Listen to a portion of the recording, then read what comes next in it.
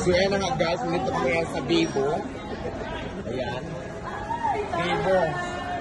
Tapos ayan, tinupad ko na yung sabi ko, diba? Bibilang ko sa cellphone. Hello, Ngayon, kung maraming cellphone dito, ha, baka may mawala.